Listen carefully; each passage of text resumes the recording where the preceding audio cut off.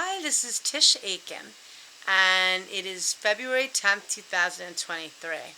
And my nails don't look good, but I don't care. But I want to put this up because I want you to prepare for Saturn entering Pisces. It's going to be really hard to work with your intuition. You'll be summoned to work with your intuition. And it's a time of structuring boundless imagination, boundless pain, boundless healing. And that's not an easy task, but it's one that we're all being called to do.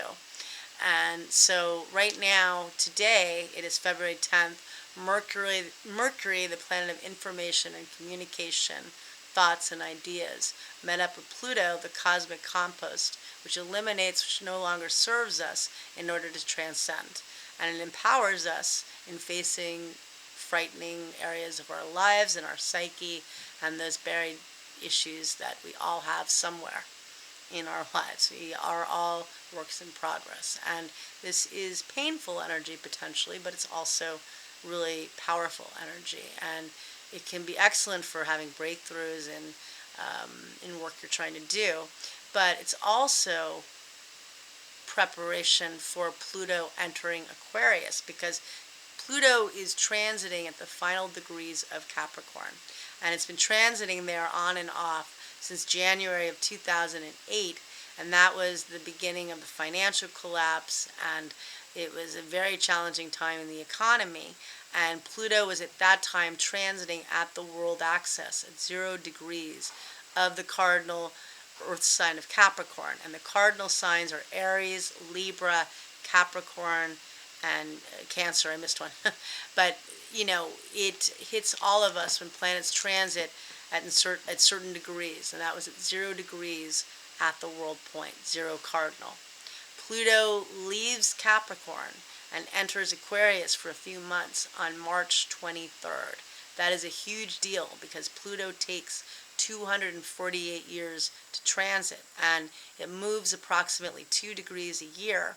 It used to move about 3, so it's slowed down. It's going to be in It's going to be in Aquarius for 20 years, which is astounding, actually. And so, Aquarius represents community, society. Now it represents social media in modern times, technology. It represents how we awaken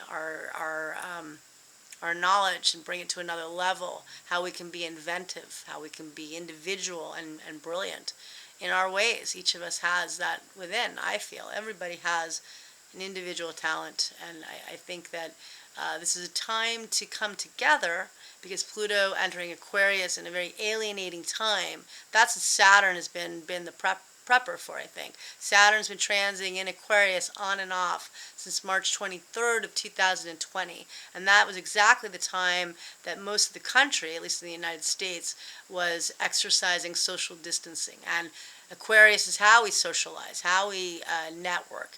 And before technology, we did it in person. And now somebody was saying the internet brings us farther away from people close to us and closer to those far away. And I think that I'm paraphrasing, but I think that's very true in a lot of ways. And how many people do I speak to on the phone? Not that many anymore. And I used to be a real phone person. I mean, I speak to a lot of clients, but my friends, texting or in other ways, but not many on the phone.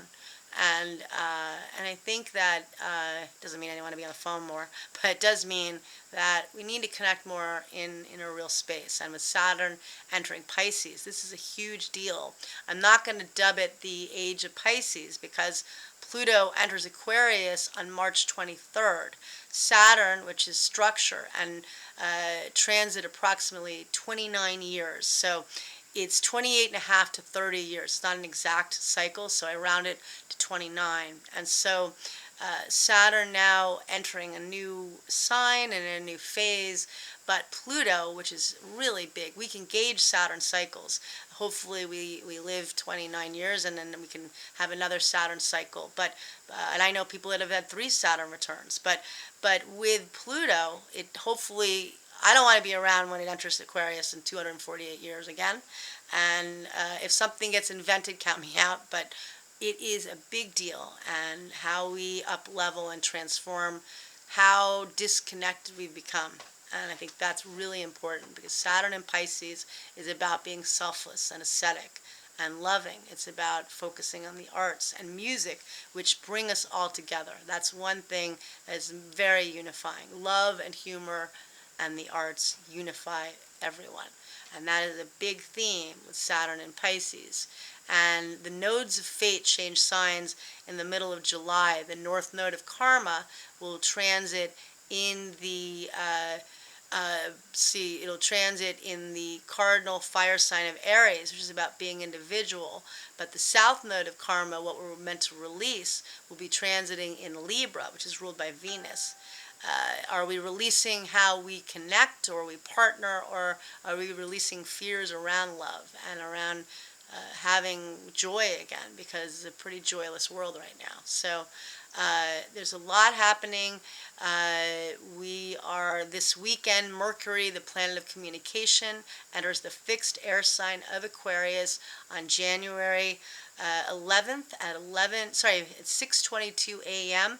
Eastern Standard Time, and it'll transit there through March 2nd. It is brilliant. It is exalted in Aquarius because Uranus is the higher octave of Mercury. Very, very inventive energy, great for brainstorming and reaching great insights. I wish you all a lot of luck. I'm back on. I'm going to be on not as much as I was in 2022, that's for sure.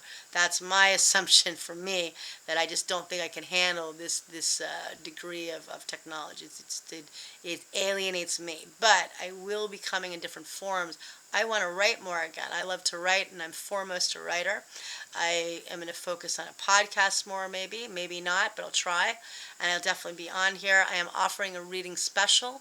You can contact me on my Facebook page, Astrologer Tisch Aitken. You can email me at justyourluck1104@gmail.com.